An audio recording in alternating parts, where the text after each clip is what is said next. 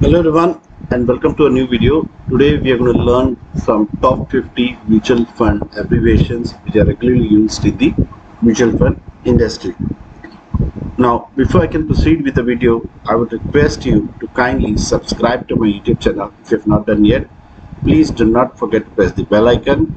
Besides that, you're going to find a few links. Make sure you join the Telegram group because that's the place where you're going to find most of the updates. So the disclaimer is front of you. I don't need to tell you that financial investments are subject to risk. Please do your own due diligence before investing. Past performance cannot be guaranteed in the future.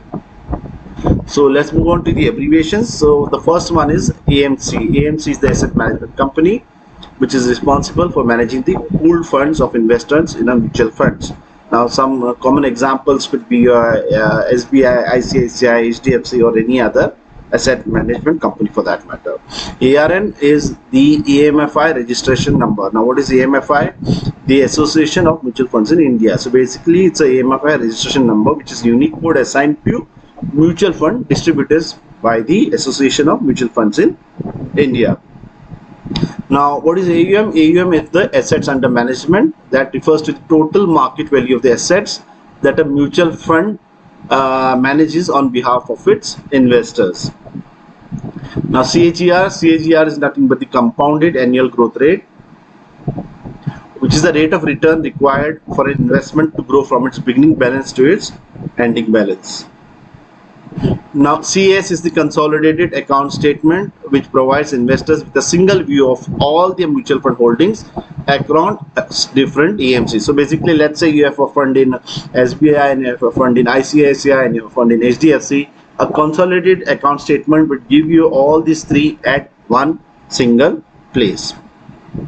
Then a CP is a commercial paper which is an unsecured short-term debt instrument issued by companies to meet their short-term liabilities. Now CRISIL ratings are very important in mutual funds. So what is CRISIL? Basically it's a credit rating information services of India Limited, that's the full form of it, which provides ratings on debt instruments in which mutual funds invest. Now EBITDA is the earnings before interest, depreciation, tax and amortization. It's an alternative measure of profitability to net income. Now if you have been watching Shark Tank, you must have very frequently used this, heard of this word, EBITDA. ELSs are equity linked savings schemes. So it's a type of equity mutual fund that offers tax benefits under section 80C of the Income Tax Act. Now this is one of the very popular tax saving instrument which is used, and mostly it is in SIP form, and it typically has a lock-in period of 3 years. Now exchange traded fund, ETFs, is a type of investment fund that is traded on stock exchanges much like stocks. Now FATCA is a Foreign Account Tax Compliance Act that requires foreign institutions, including mutual funds, to report information on accounts held by US taxpayers. Now FD, we all know, and our forefathers also, is an investment vehicle provided by banks or NBFCs that offers a fixed rate of interest over a predetermined period. Until now this had been one of the most popular form of investment, which is FD.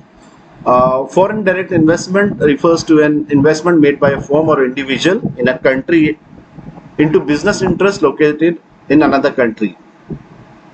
Now what is a fixed maturity plan? A fixed maturity plan is a type of debt fund that has a fixed tenure and invests in fixed income instruments. Now FOF is fund of funds, which is a mutual fund that invests in other funds. Now GSEC are nothing but government securities, which are debt instruments issued by the government to raise funds. GDR is Global Depository Receipt, which are certificates issued by a bank representing shares in a foreign company. Now ICRA is an Investment Information and Credit Rating Agency of India that evaluates the credit worthiness of debt instruments in which mutual funds invest.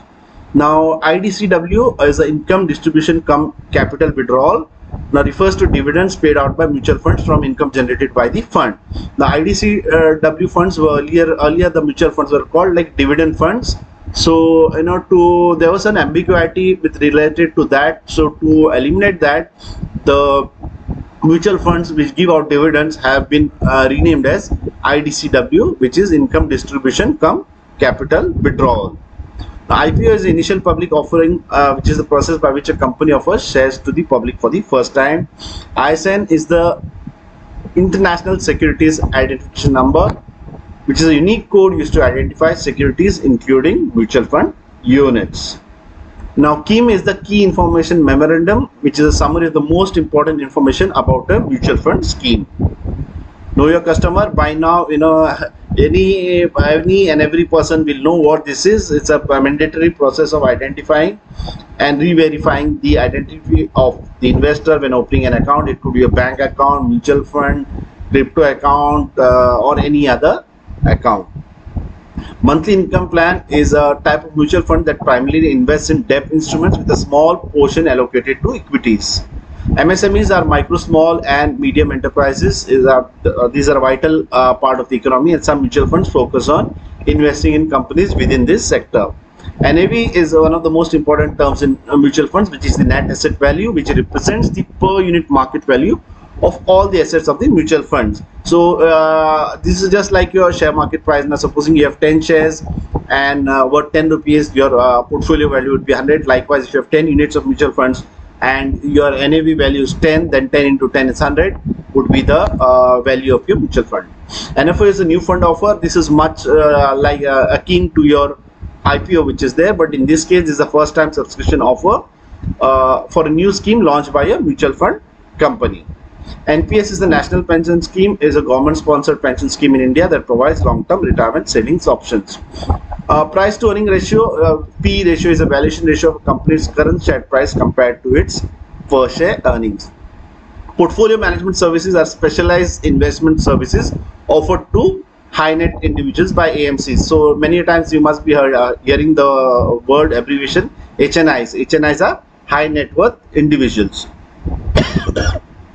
RBI, we don't know, we all know what RBI is. RBI stands for Reserve Bank of India, which is a central banking institution which controls the issue and supplies of the Indian rupee.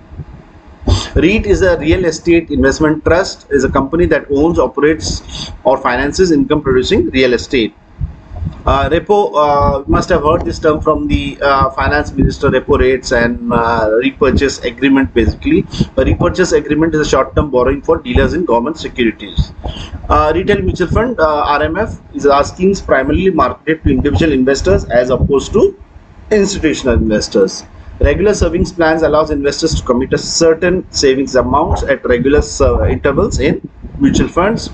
So RTA is the registrar and transfer agent which maintains records of investors and processes transactions on behalf of the mutual fund. Now SEBI we all know is the Securities and Exchange Board of India, is the regulator for security markets in India. Now SID is the scheme information document which provides detailed information about a mutual fund scheme.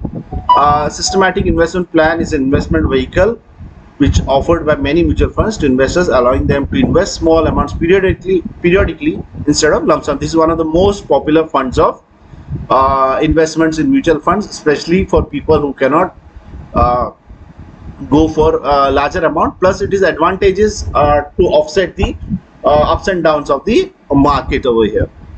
Now, SORP is a statement of recommended practice, provides guidance on accounting and reporting practices for mutual funds. Systematic transfer plan allows an investor to transfer a fixed amount of money from one mutual fund scheme to another. The securities and transaction tax is a tax levied on every purchase and sale of securities listed on Indian stock exchanges. Systematic withdrawal plan allows investors to withdraw a fixed amount of money from their mutual fund investments at regular intervals. So this is also you will hear very frequently SWP. Then you have the total expense ratio, which is the percentage of mutual fund assets that go towards the cost of managing the fund.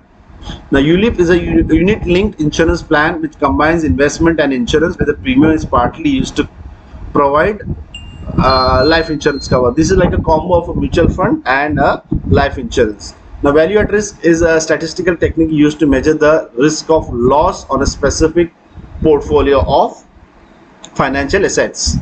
The year to date refers to a period beginning to the first day of the current calendar year or fiscal year up to the current date. And finally, we are coming to the 50th term, which is the yield to maturity, is the total return anticipated on a bond if it is held until it matures. So I hope that with this particular video we have learned quite a new terms, their abbreviations, their meanings. And if you like this particular video, do give it a like. And you know some new words which we have probably not listed, please share that in the comment section, so we all can learn some new words over here. And if you have not yet subscribed to my channel, I would request you to kindly do so now. Don't forget to press the bell icon, and please do share this video amongst friends so we can always continue sharing this knowledge. Until the next video, take care and be safe.